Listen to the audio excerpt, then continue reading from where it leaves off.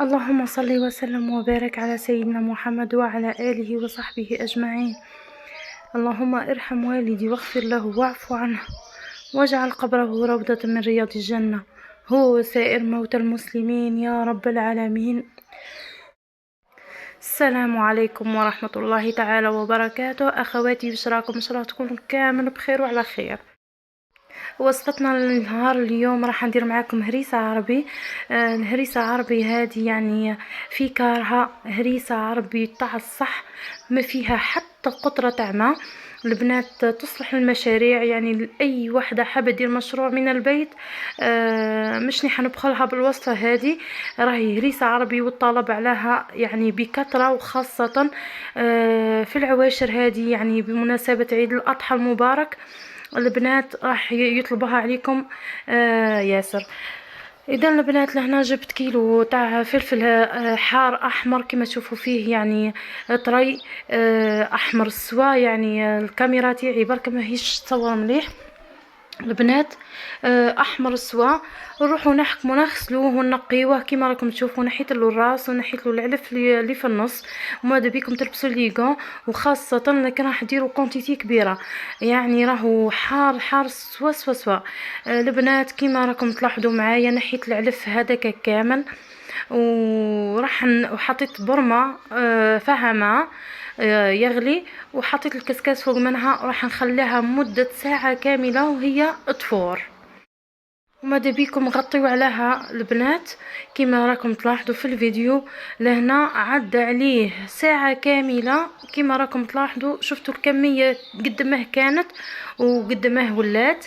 اذا البنات لهنا نروحوا نجيبوا الرحاية اليدوية، ولا نجيبوا هذيك الرحاية تاع اللحم اللي عنده متوفر عنده الرحاية تاع اللحم يخدم بها. اللي متوفرة عنده الرحاية هذه اليدوية يخدم بها، ومن الأحسن يخدم بهذم في زوز لاشوار لا البنات، والبراميكسر كيف كيف لا.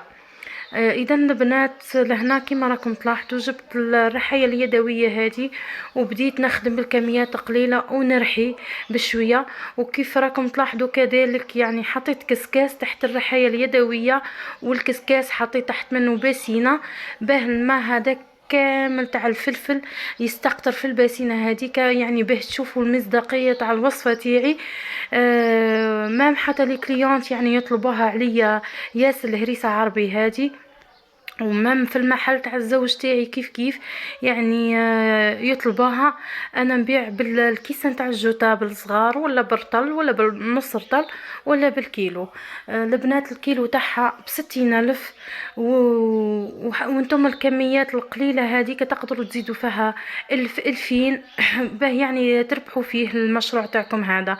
على خاطركم ما تزيدوش يعني ديروا 60,000 مثلا وتنقص، تروحوا ديروا رطل ب30,000 ونص رطل ب15,000، مش رايحين تربحوا 15,000 البنات هذيك زيدوها او موا 18,000 باه تربحوا شويه.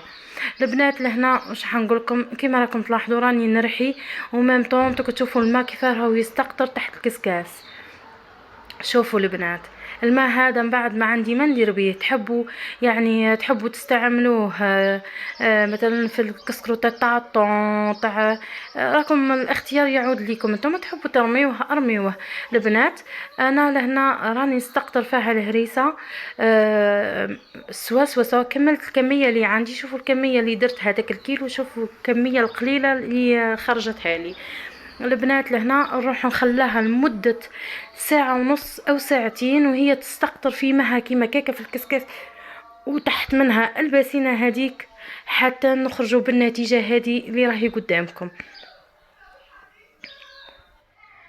البنات هريستنا هريسة عربي 100%، يعني في كارها راح تديوها من يد واحدة بروفيسيونيل هي يدي انا. كديرها كمشروع راح تربحوا فيه باذن الله. يعني امشيوا بالطريقه اللي صبرتها معاكم اليوم. البنات لهنا عندي راس تاع توم صغير فقط، يعني كما تشوفوا في السنه تاع توم رقاق، باسكو الكميه اللي عندي قليله.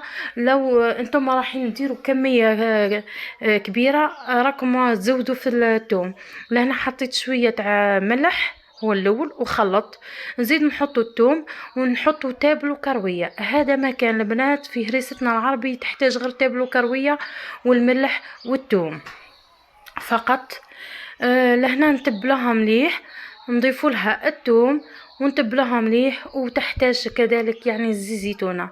الزيتونه كتروا فيها عقد ما تقدروا البنات، يعني شوفوا حطوا زيتونه وخلطوها مليح حتى تندمج هذيك الزيتونه مع الهريسه، وزيدوا حطوا على خاطر راهي راح تكون حاره ياسر ياسر ياسر.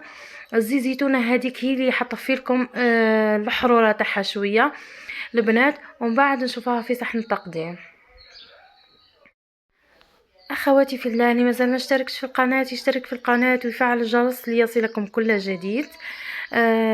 ماذا بكم ما تبخلونيش من لايك وكذلك تعليق.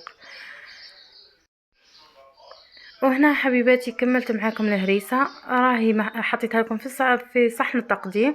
ان شاء الله وصفتنا النهار اليوم تنال اعجابكم. ما بقى لي الا نقول لكم مشاهده ممتعه وشهيه طيبه. كي تجربوها قولوا لي. في امان الله.